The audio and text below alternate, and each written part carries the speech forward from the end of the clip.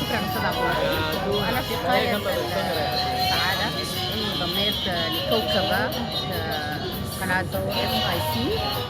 سعيده جدا صراحه باللمه دي وبين كل الناس اللي لقيتهم وبالجو السوداني اللي عشناه للحظات، يعني في مقهى الاستاذه هدى النقيمات وشاي باللبن اهم شيء.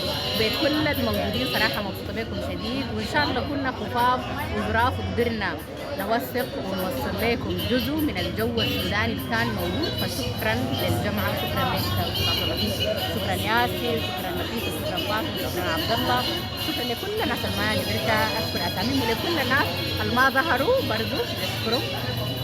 شكرا لك. ونحن طبعا من هنا نقول صوتنا ليش شكرا لك يا ياسر الجوزك، دائما بتدعم شركه اس اي سي بالمبدعين وبالاعلاميين والرياضيين. مرحب بكم. وانا اقول لكم من ظاهره المعز، من وسط القاهره ومن حي عابدين ومن شارع